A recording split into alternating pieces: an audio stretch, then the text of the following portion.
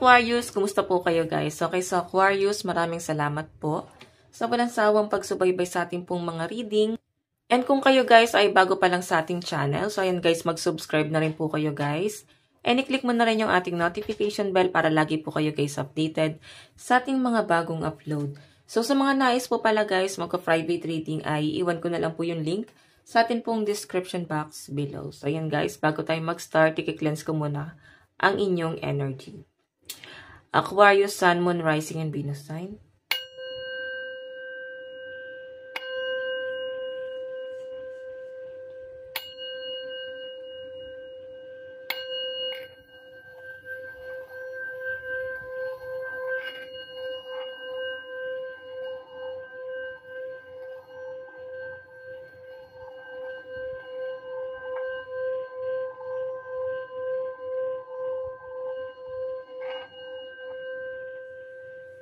Okay.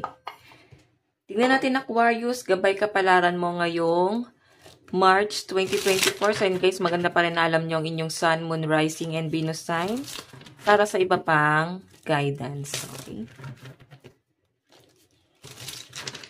Aquarius, Sun, Moon, Rising, and Venus sign. Gabay kapalaran ko.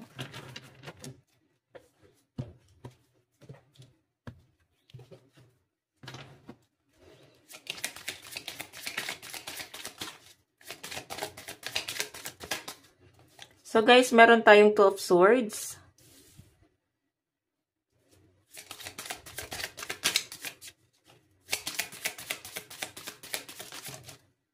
Meron po tayong Ten of Cups, family.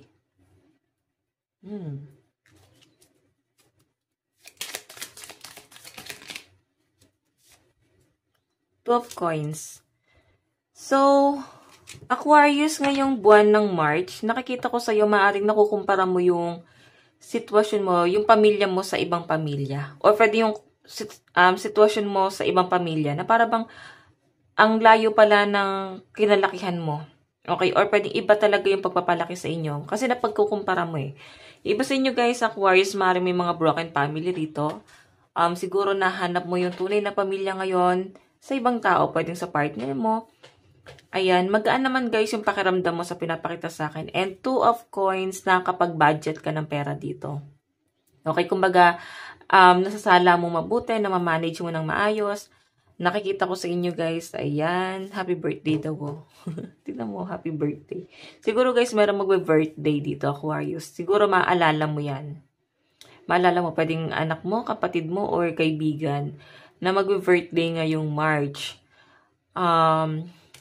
Naalala mo yung family mo dati, siguro nakukumpara mo. Okay? Siguro may pag-iwas kang ginagawa dito. Meron kang iniiwasan sa isang miyembro ng family or sa isang tao. Pwedeng ito ay pamilya ng ex mo. Na may magbe-birthday. So, naalala mo lang guys, no? May nakikita rin ako dito, Aquarius, ngayong buwan ng March. Siguro, wala naman ako nakitang problemang mabigat-bigat sa inyo. Pero may nakukumpara ka lang ng sitwasyon. Parang feeling mo napaka-unfair ng nangyari pala talaga sa inyo. So, ngayon mo guys, nare-realize lahat ng bagay. Okay? Ngayon mo napagtatanto, or ngayong buwan ng March mo mapagtatanto lahat ng bagay na hindi mo na tamasa noon. Ngayon tinatamasa mo at napakagaan sa pakiramdam. Lalo na nakukuha mo yung buong pamilya. Nahanap mo yung buong pamilya sa ibang tao. Okay? So, ayan guys, priorities, finding balance, managing resources. So, ito kasi guys, Two of Coins. Hindi naman to guys, totally naghihirap sa pera. Ito ay pagmamanage lang talaga sa inyong financial. Maaaring ikaw ay nakapokus ngayon sa iyong mga priorities sa buhay, like pag-iipon. Siguro meron kang planong bilhin or pangarap na mabili. Okay? Or pwedeng iipunin mo lang yan guys kasi pwedeng may plano ka na pag-invest, business, ganyan. Or iba sa inyo guys, gusto na mag-settle down. Pwedeng ayaw nyo guys magtagal sa abroad. Gusto nyo na mag-settle down sa Pilipinas. Kasi parang na-feel nyo na iba talaga yung kaligayahan. Okay? Actually, na-experience ko yun guys. Sa dami ng client ko, no? Hindi ko naman guys lalahatin. Pero ikukwento ko lang sa inyo guys. No? May mga naging client ako abroad na parang iba pa rin daw talaga yung sa Pilipinas. Mahirap lang talagang mamuhay sa Pilipinas kasi mababa talaga ang sahod. Pero, ganun nga, namimiss pa rin nila. Ganun. Okay? So, nakwento ko lang guys, no? Kasi karamihan sa mga nagiging client ko, puro nasa abroad. And chika-chika na rin ng konti. Okay, so tignan natin Aquarius. Ano pang ipapakita sa inyo? Ilalapag lang natin lahat muna guys ang inyong baraha. Aquarius, Sun, Moon, Rising, and Venus sign. Meron tayong Knight of Pentacles. Okay. Meron tayong The Chariot.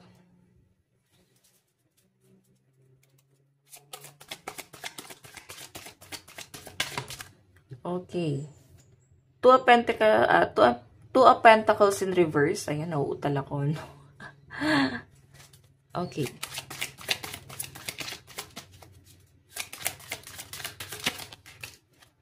So, meron tayong Judgment, the Moon,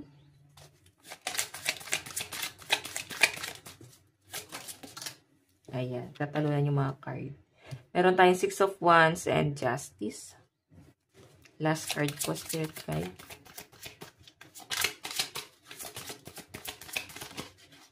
Okay.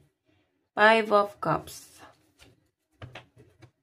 Iba siguro sa inyo guys, nag-aaral ka mag-drive?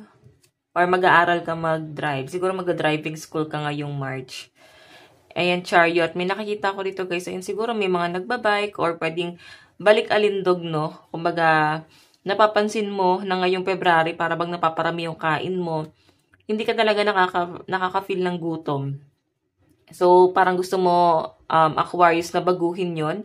Five of Cups, ayan, no? Gusto mong baguhin yung everyday routine mo. So, may mga magbabalik alindog dito. Mag-exercise, ayan, nagbabike or nagja-jogging. The Moon, para bang hindi mo na guys kayang lokohin yung sarili mo na hindi na tayo payat self. Kailangan na natin mag-diet. Okay, so ayan guys, I think ma-achieve mo naman yan. Aquarius na yan, no? Alam mo guys, hindi mo naman daw kailangan gawin. Kasi kung may person ka, no? Kung may love life ka, nakikita ko na parang tanggap ng person mo kung ano mang meron ka. Okay, tanggap niya kung ano man yung pangangatawang meron ka, guys.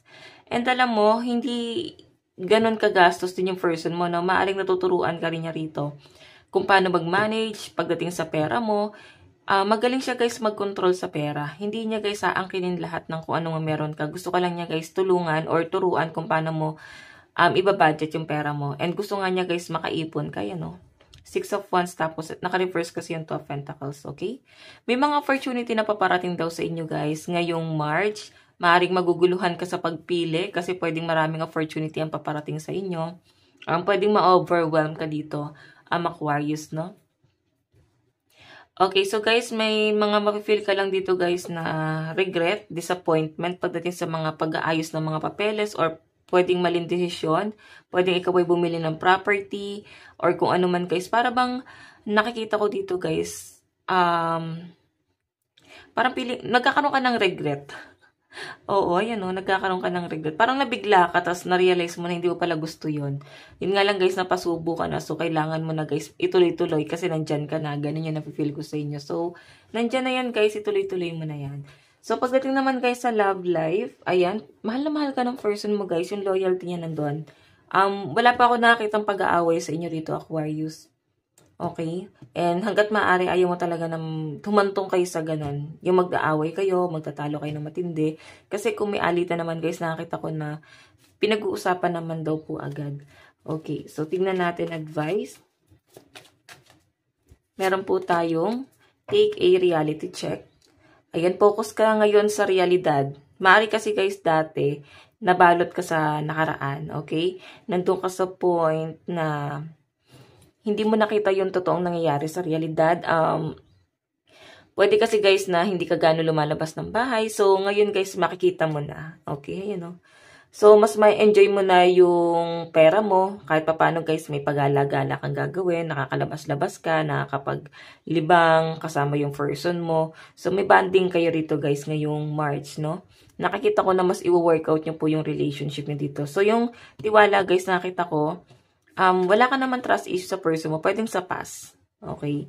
Nahihil yun ngayon. nahihil ng person mo yung trust issue mo na yan. So guys, ito lang po ang inyong reading. Hanggang sa muli. God bless and love you all. Thank you.